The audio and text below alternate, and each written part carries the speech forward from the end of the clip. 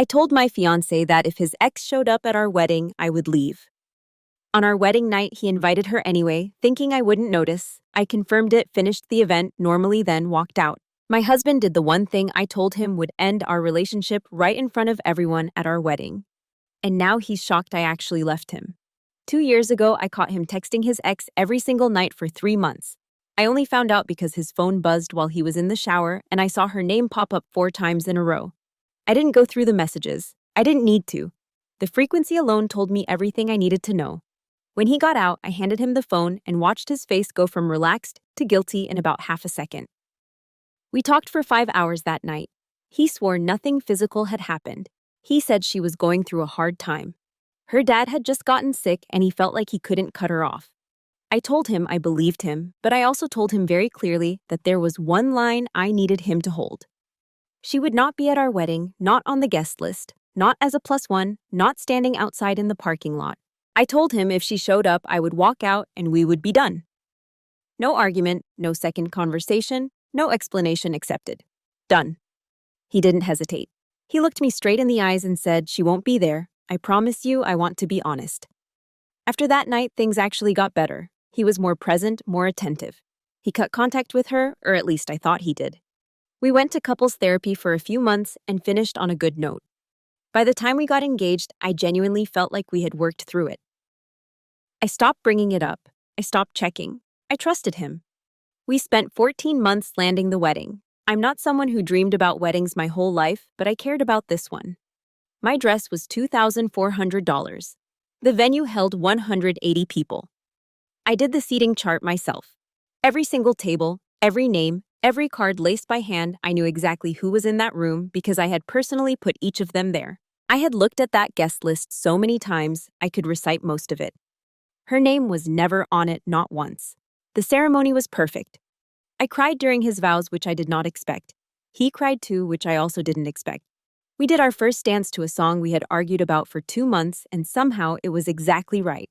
I remember thinking, standing there in the middle of that room with everyone watching, that I had never felt more certain about anything in my life. By the time we sat down for dinner, I genuinely felt like the luckiest person in that building. Then my maid of honor crouched down next to my chair and said, "Don't freak out." Those are 2 words. That's all she got out before I already knew. I didn't freak out. That's the first thing I want to say because I think people expect a certain kind of reaction in that moment, and mine wasn't it. There was no gasp, no immediate tears, no standing up and scanning the room. I just went very, very still in the way I go still when something serious is happening. And my brain needs every available resource to process it correctly. I said, where Kira leaned closer and said, "She's at table 14 near the back. She came with someone. I don't know if she's a +1 or what, but I recognized her from the photos you showed me." Table 14. I had built that table around Marcus' college friends. People I had met maybe twice. People whose +1s I had never personally vetted because I trusted Marcus to handle his side of the guest list. That was the seam. That was where it came apart. I picked up my water glass and took a slow sip. Kira was watching me with the expression of someone who has pulled the pin on a grenade and isn't sure whether to run. I set the glass down. I smoothed the front of my dress with both hands. Then I turned my head just slightly to the left and found table 14 without making it obvious that I was looking. She was easy to spot because Kira was right. I had seen her photos, not obsessively, not in a spiral of insecurity, but once during those 5 hours of conversation 2 years ago when Marcus had shown me her profile to prove the context was innocent. She was wearing a green dress. She was laughing at something the person next to her had said. She looked like someone attending a wedding, which is exactly what she was doing. My husband's wedding. I turned back to my plate. Kira whispered, "What do you want to do?" I told her I needed 5 minutes, and I needed her to act normal. She nodded and straightened up and went back to her seat, and I sat at the head table next to my husband of approximately 4 hours, and I ran the calculations. The first thing I needed to know was whether Marcus knew she was there. There were 2 versions of this. Version 1, he had no idea.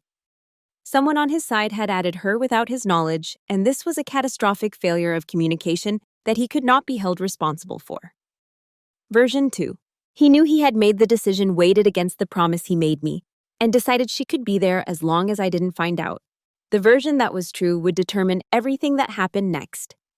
I leaned over to him. He was mid-con conversation with his father on his other side and turned to me with this completely open, happy expression. He looked the way I had looked 30 minutes ago when I thought I was the luckiest person in the room. I said, I just want to check in. Is there anyone here tonight who wasn't on our final guest list? His face did the thing. It was so fast that if I hadn't spent years studying that face in ordinary moments, I would have missed it. A flicker. Just a flicker. Then the smile came back slightly more deliberate than before. He said, Not that I know of. Why is something wrong? The deliberateness of that smile told me everything Kira's 2 words had started to tell me. He knew. I said, No, nothing's wrong. I just thought I recognized someone, and I turned back to my plate. My hands were completely steady. I remember noticing that the chicken on the plate in front of me suddenly had no smell. The music from the band felt like it was coming from somewhere farther away than it was. Some part of my brain had shifted into a mode I had never fully accessed before. A kind of cold, functional clarity that I think only activates when the situation is serious enough to override everything else. I ate, I talked, I laughed at the right moments during the best man speech, which was genuinely funny and deserved the laugh. I danced with my father during the father-daughter song and held on to him for exactly the right amount of time and did not cry, which I think surprised both of us since I had cried twice already that evening. At no point during any of this did Marcus notice anything was different. That was the second thing I needed to know, and now I knew it. He wasn't watching me the way someone watches a person they've wronged and are waiting to see whether they've been caught. He was relaxed, happy, drinking his champagne and accepting congratulations and living fully inside the version of the evening where I didn't know, which meant he had made the calculation that I wouldn't find out. Or that if I did, it would be late enough that the wedding would already be finished and the moment of the ultimatum would have passed. He had decided to run the clock. During the cake cutting, I leaned in to kiss him for the photos and I thought very clearly, You made a choice tonight, and now I'm going to make mine. After the cake, people started moving around the way they do at the point in a wedding where the formal structure dissolves and it becomes a party. I used that movement. I walked toward the bathroom, made a small loop, and came back through the far side of the room past table 14. I didn't stop. I didn't make eye contact. But I passed close enough to see that she was wearing a small silver bracelet I recognized because I had seen it in a photo Marcus had shown me 2 years ago when he was explaining why the messages were innocent. She had been wearing it the day her father was diagnosed. She'd told Marcus it was her mother's. He told me that detail as evidence of how much she was going through, how he couldn't just disappear on her. She was still wearing it. At my wedding at table 14, I went to the bathroom, locked the door, and stood in front of the mirror for 90 seconds. This was the moment I had named 2 years ago. Not hypothetically, not as leverage in an argument, but as a real line drawn in a real conversation about something that had actually happened. I had been specific because I needed him to understand that I was serious. I had been clear because I believed that clarity was kindness. I had told him exactly what the consequence would be so that the choice, if he ever made it, would be made with full information. He had made it with full information. I unlocked the door and walked back out into my wedding reception. Kira found me near the bar. She didn't say anything, just looked at me with that waiting expression. I told her I needed her to do one thing for me, and I needed her to do it quietly and without involving anyone else for the next 2 hours. She said okay without asking what it was, which is why she's been my best friend for 11 years. I told her to find out from the seating coordinator which guest had added a +1 to table 14 without going through me. She nodded once and walked away. I went back to my husband. He put his arm around me and pulled me close and said something about how happy he was and how beautiful I looked, and I leaned into him with the ease of someone who has been doing this for years. And I said, I know, I'm happy too. And I was in a way not happy about what I knew, but calm, certain. The specific kind of certain that comes from knowing exactly who you are and exactly what you said, and understanding that those two things have to be consistent with each other or nothing means anything. The dancing started again. We danced. His hand on my back, my hand on his shoulder. The song was something from the beginning of our relationship chosen by the band because we'd put it on the request list months ago. I danced with my husband and I thought about 2 years ago, 5 hours at the kitchen table and the exact words I had used. Not because I was angry, I was past angry. I was in something quieter and more final than anger. I was in the place where a decision has already been made and is simply waiting to be executed. Kira texted me at 9:47. I felt the buzz against my thigh through the pocket sewn into my dress, which I had specifically requested because I knew I would need it. The message said one word: Marcus. He had added her himself, given her a +1 slot under one of his college friends' RSVPs, a slot that was supposed to go to someone else who had canceled last minute. He had found the opening, and he had used it. I put the phone back in my pocket. The reception was scheduled to end at 11 o'clock. I had 90 minutes. I used them well. There are things you can do in 90 minutes if you are calm enough and organized enough, and have spent 14 months becoming intimately familiar with the logistics of your own life. I started with the practical. My dress was going back to the boutique for preservation regardless of what happened, so that wasn't a decision I needed to make. My personal items, the things that were specifically mine and not ours, were mostly already at our apartment because we had moved in together 8 months earlier. But there were things in that apartment I needed to think about. Documents, a box in the closet shelf that had my grandmother's jewelry, the external hard drive with my work files that I kept on my side of the desk. None of that needed to happen tonight. Tonight, I just needed to start. I found my mother during a moment when she was standing near the gift table talking to my aunt. I waited until my aunt drifted toward the dance floor, and then I touched my mother's arm and steered her gently toward the side hallway near the coat check, which was quiet and mostly empty. She looked at my face and stopped smiling. She said, "What happened?" I told her, not everything, not the full 2-year history, just the essential shape of it. The promise, the line, the green dress at table 14, the text from Kira. My mother is not a dramatic woman. She raised me specifically not to be one either. She listened to the whole thing without interrupting. And when I finished, she was quiet for a moment. And then she said, "What do you need?" Not "What are you going to do?" Not "Are you sure?" Not "Maybe there's an explanation." Just "What do you need?" I told her I needed her to know so that she wasn't blindsided when things became apparent. I needed her to keep my father calm for the rest of the evening because my father, who is wonderful in most circumstances, becomes a variable when he feels his family has been disrespected. I needed her to act normal for 90 minutes. She said she could do all of that. Then she hugged me firmly the way she hugs when she means it and went back to the reception. I stood in the coat check hallway for a moment by myself. The thing about making a decision before the emotion hits is that the emotion still hits. It just doesn't get to be in charge. I stood there and I let myself feel the full weight of what was happening. Not just what Marcus had done tonight, but what it meant about the 2 years I thought we had spent rebuilding something. All those therapy sessions, all those mornings when I had consciously chosen to trust again. All those times I had stopped myself from checking his phone because I believed we were past it. I felt all of that for about 45 seconds. Then I went back to the reception. Kira was waiting near the entrance to the main hall. I told her I had one more thing I needed from her, and this one was slightly more complicated. She said, "Hit me." I needed documentation, not for any dramatic public purpose. I wasn't going to make a scene. I wasn't going to walk over to table 14 or pull Marcus aside or announce anything to anyone. But I had told Marcus 2 years ago what the consequence of this would be. And I knew him well enough to know that when I followed through, he was going to contest the premise. He was going to find a way to reframe it. He was going to say I hadn't been clear, or that I was overreacting, or that the spirit of the promise was different from the letter of it. I needed there to be no room for that. I asked Kira to get a clear photo of the woman at table 14 without being obvious about it, not for any vindictive purpose, just so that when I said she was there, I had evidence that she was there, and the conversation we were going to have could not be restructured around whether or not I had imagined it. Kira didn't even blink. She pulled out her phone and said, "Give me 10 minutes. While she did that, I went back to my husband. He was with a group of friends near the bar laughing at something, glass in hand, completely at ease. In the evening, he thought he had managed successfully. I stood next to him, and he put his arm around me and introduced me to someone I hadn't met, one of his work colleagues who had come without a +1. And I smiled and shook the hand and made conversation for 4 minutes and then excused myself to check on something with the coordinator. The coordinator's name was Paula, and she was a professional who had spent the last 14 months keeping me organized and sane. I found her near the kitchen entrance where she usually stationed herself during reception hours. I pulled her aside and told her very quietly that I needed her to do something for me that was going to seem unusual. Paula had been a wedding coordinator for 17 years.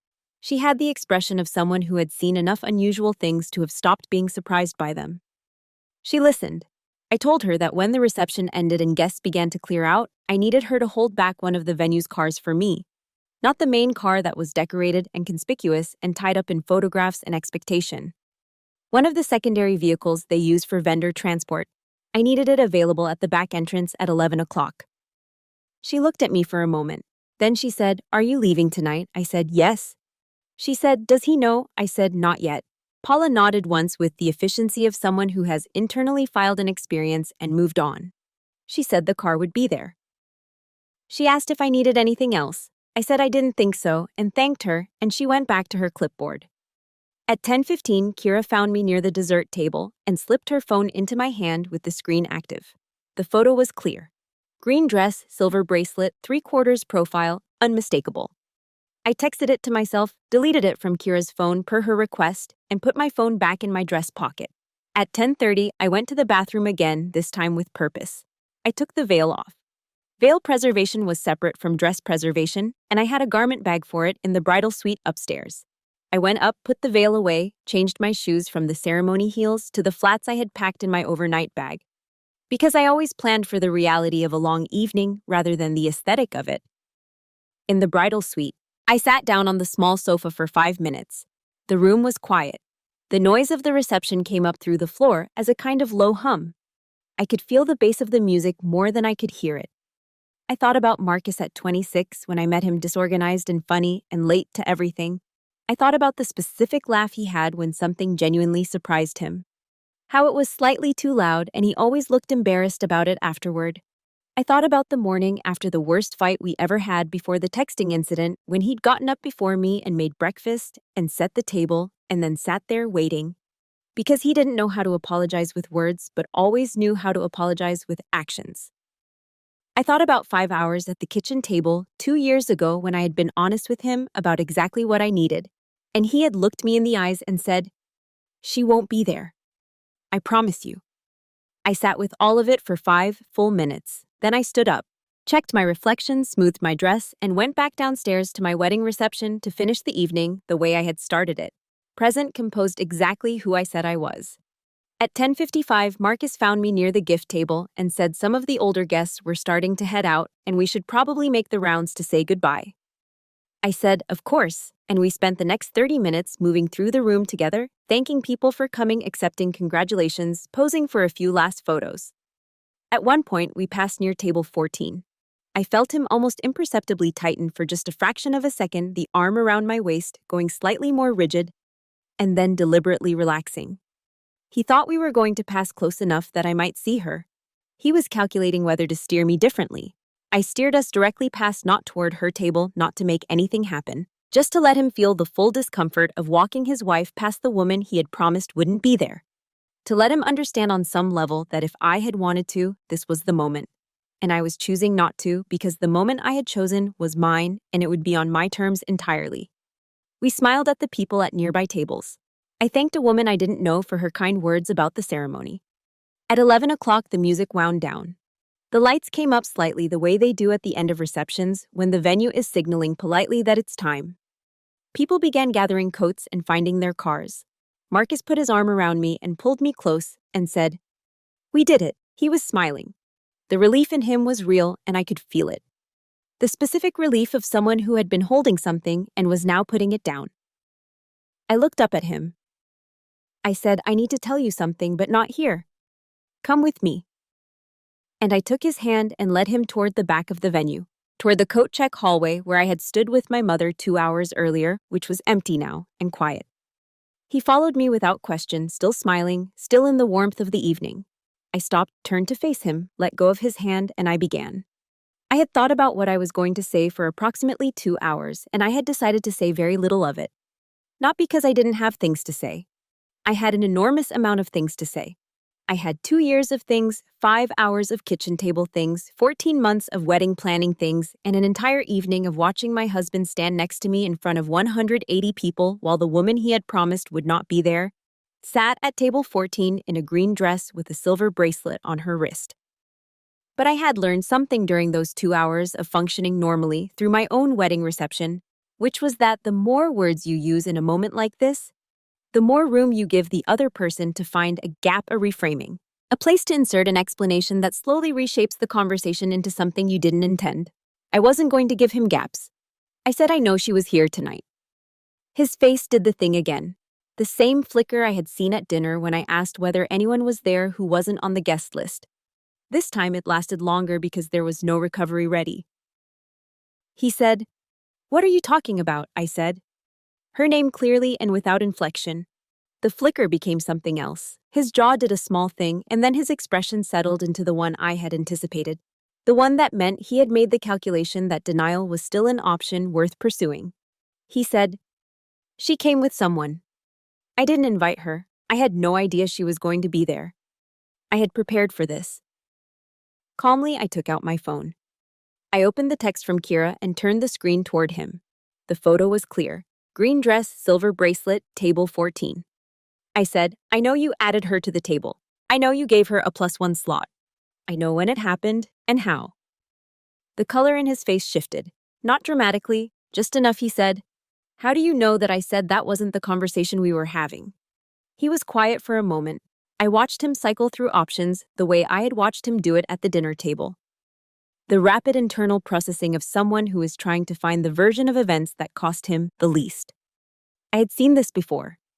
I recognized it the way you recognize a road you've driven too many times. Then he chose honesty, which I think he decided was his best remaining option. He said she reached out 6 weeks ago. Her dad died. She was really struggling. I know how that sounds, but I couldn't just— I said, "You promised me." He said, I know I did, but it was just at the reception. She wasn't part of the ceremony. She sat in the back. I didn't even talk to her tonight. I said, "That's not what the promise was about, and you know that." He said, "I know, but I thought I said you thought you could decide that the line you agreed to didn't apply anymore without telling me. You thought you could make that call unilaterally and manage the situation, and I wouldn't find out." He didn't say anything to that because there was nothing accurate to say. I said, "I told you 2 years ago exactly what would happen if she was at our wedding. I was specific because I needed you to understand that I was serious. I gave you that information so that if you ever made this choice, you would be making it with full knowledge of what it meant." He said, "I didn't think you actually meant it." And there it was. He said it quietly, not defiantly. And I think he understood the moment it left his mouth that it was the most honest thing he had said all evening and also the most devastating. Not because it was cruel, because it was a window directly into how he had processed everything I told him. He had filed the ultimatum not as a real consequence, but as an expression of emotion. He had looked at me sitting across that kitchen table 2 years ago in pain and trying to be clear and decided that I was speaking the language of upset rather than the language of actual intention. He had not taken me at my word. I said, "I know you didn't, and that's why we're here." He started, then really started. The arguments came in the order they always come in situations like this. Moving through denial and then explanation and then minimization and then a version of offense where my response to the situation became the problem rather than the situation itself. He said I was being extreme. He said one night didn't erase 2 years of work. He said I was letting the worst moment of our relationship define everything we had built. He said people made mistakes and what mattered was what came after. I listened to all of it. I let him finish each point before he moved to the next. I didn't interrupt. I didn't raise my voice when he stopped talking. I was quiet for a moment, then I said, 2 years ago I made a decision to trust you again. That was a real decision. It cost me something to make it. I made it because you made a promise and I believed you meant it." He said he did mean it. I said, "But not enough. Not enough to hold when it became inconvenient. And if you didn't hold it here on our wedding night with everything this day means, then I don't know when you would hold it. And I can't spend my life not knowing." He said, "So that's it. You're ending our marriage over one night." I said, "I'm holding you to what you promised the same way I held myself to trusting you. You told me she won't be there. I promise you." Those were your exact words. I remember them because I needed to believe them. He looked at me for a moment. Something in his expression shifted from argument to something else, something that was closer to the actual weight of the moment. He said, "Don't do this tonight. Please not tonight." And that was the first thing he had said that genuinely cost me something to hold against. Because he wasn't wrong that it was tonight. He wasn't wrong that this was our wedding night, that we had cried during each other's vows, that 2 hours ago I had been the person standing in the middle of that room, thinking I had never felt more certain about anything. I felt all of that. I stood in a coat check hallway in a $2,400 dress, and I felt every single bit of it. And then I said, "You should have thought about tonight before tonight." I reached into the deep pocket sewn into my dress. I took out the plain hotel key card that Paula had given me at 10:50 when I'd stopped by to confirm the car. I held it for a moment, then I said I'm going to stay at the hotel tonight. I'll be at the apartment tomorrow afternoon to collect some things. I'd appreciate it if you weren't there. He said my name the way he said it when things were serious between us, both syllables. Careful, I said, don't please. He stopped. I picked up the small bag I had left with the coat check attendant when I changed my shoes upstairs, which had been there for 45 minutes. I turned and walked toward the back entrance where Paula had arranged the car. He didn't follow me immediately. I heard him start to and then stop. And I think it was the stillness of my walk that stopped him. I wasn't rushing. I wasn't upset in the visible way that invites someone to chase after you and have the second conversation. I was moving with the measured pace of someone who had thought this through and was executing it. And there is something in that particular quality of movement that communicates a finality that words can't achieve. The car was there. The driver was a young guy who looked like he had been told only that he was taking a guest to a hotel. He didn't look at my dress strangely. He just held the door. I got in. As we pulled out of the back drive, I looked at my phone.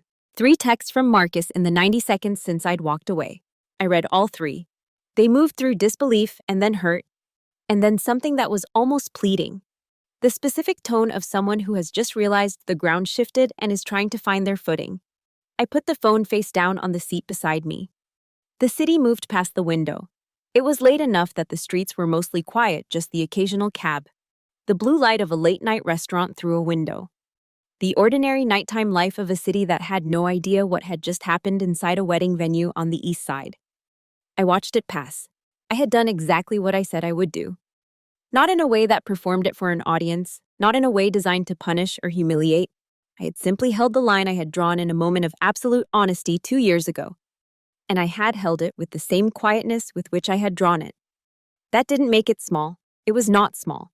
I was sitting in a car in my wedding dress at 11:30 on my wedding night. And it was the furthest thing from small. But I was still myself. Completely, entirely myself. And whatever came next, I would be that too. The hotel room was quiet in the way only hotel rooms are quiet. No history in the walls. No accumulated weight of a shared life pressing into the corners. I sat on the edge of the bed in my wedding dress for a while, not crying, just sitting in the specific stillness of someone who has done a hard thing and is now in the first minutes of what comes after. Eventually, I got up, unzipped the dress, hung it carefully over the chair because it was a twin $400 dress and it deserved that regardless of everything else, washed my face and ordered room service because I had eaten almost nothing at my own reception and my body had decided it was done performing. Marcus texted 11 times. I read everyone. They moved through disbelief, then hurt, then anger. Then something that arrived around 2 o'clock in the morning that I recognized as real grief. That last set was the hardest to read. Not because it changed anything, because it was true. He was really hurting, and I had spent 4 years loving this person, and that doesn't evaporate because of what someone did. I let myself feel all of it. Then I fell asleep with the television on. I went to the apartment the next afternoon. He wasn't there. I collected what was mine. My grandmother's jewelry, my documents, a photograph from the bookshelf. I was there 40 minutes. I left the key on the counter and didn't do a last look at the door because I had already said goodbye in that hallway, and doing it twice would only cost me more without changing anything. The divorce was finalized 8 months later. It wasn't contentious. There was nothing to fight over that required a fight. I signed the papers on a Tuesday, drove home, made tea, sat at my kitchen table, which was a different kitchen table in a different apartment that was entirely mine. I didn't feel triumphant. I want to be honest about that because I know the story people want this to be. It didn't feel like victory. It felt like loss. Real, substantial loss. 4 years, a version of the future I had been building toward a person I had genuinely loved. I felt all of that. Some of it I still feel. But underneath the loss was something that has never moved. Something consistent through all of it. Through the hotel room and the sublet and the Tuesday morning with the water glass. I knew who I was. People ask if I have regrets. I tell them the truth. I wish it hadn't happened.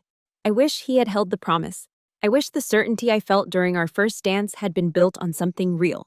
But regret about what I did? No, not one moment. Because the line is only real if you hold it. Not as punishment, not as performance. as a reflection of what you actually know about yourself and what you can actually live with. When you say something is a line and then move it when the moment comes, you haven't just let someone else cross it. You've told yourself something about whether your own words mean anything. I drew the line 2 years before my wedding in a moment of complete honesty. I held it on my wedding night in a coat check hallway.